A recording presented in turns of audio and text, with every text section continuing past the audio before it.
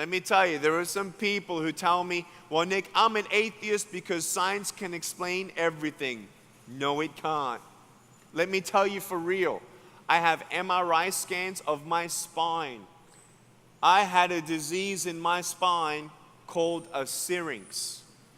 When I was 19, my doctor told me, we're sorry, we have some sad news.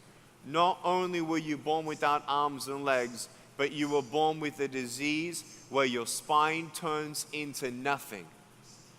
We're going to have to put metal rods in your back. Not only do you have no limbs, you're going to be paralyzed for the rest of your life in bed from age 45. Talk about a day that I wish never came. They said, do you want to keep on coming back and checking it up? I said, no. He said, you got holes here, here, and here, and we can't do anything about it. 10 years later, I had some back problems, and I started feeling my nerves in my back being pinched. We got MRI scans. Guess what? One of the 3 holes completely closed. 2 years later, watch this.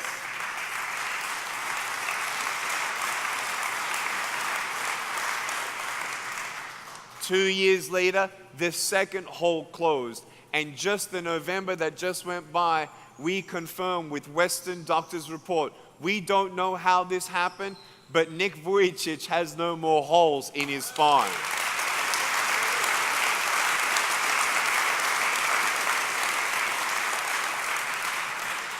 Miracles happen, man. I've seen 13 blind people seeing deaf people hearing, lame people walking crooked, backs come straight, skin diseases falling off bodies within 24 hours.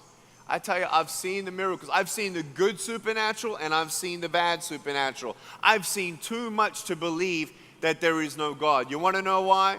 Because when a 10-foot tall demon, that's 10 foot tall, these pillars here, those pads, that's about 10 foot tall from the stage. When a 10-foot tall demon walks through your hotel room wall in San Francisco, you ain't going to be atheist anymore. And when you have negativity around you, I want you to know that there is a spiritual war between good and bad, God and Satan. And they war for your soul. Just like Adam and Eve were in the Garden of Eden. You know Adam and Eve with no belly button? People say, well, if God is God, then why did he let Satan come into the garden? I'll tell you why. Because God would be an unfair God if he gave us free choice, but then no choices. What choice did they have? God spoke to them, and if they didn't hear anything else but God, what's the point of free choice? Are you with me? That's why he let the serpent in. God says something, the serpent says something else, and they believe the serpent and choose to disobey God.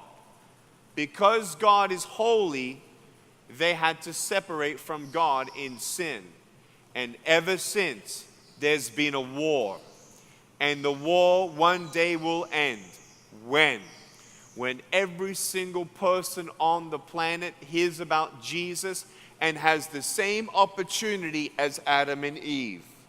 You hear what God says, you hear what others say, and you choose. That day, the clouds will roll back, and there will be Jesus coming down through the clouds and taking us home.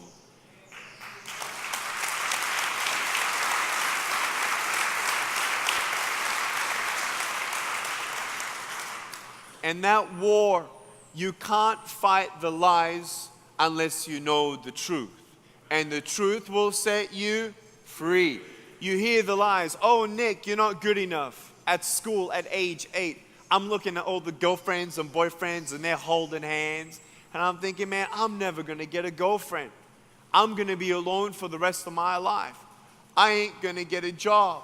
I'm just a burden to my parents. I don't have anything to live for. Even if I got married, I can't even hold my wife's hand. Guys, I realize now I don't need to hold my wife's hand. I just need to hold her heart.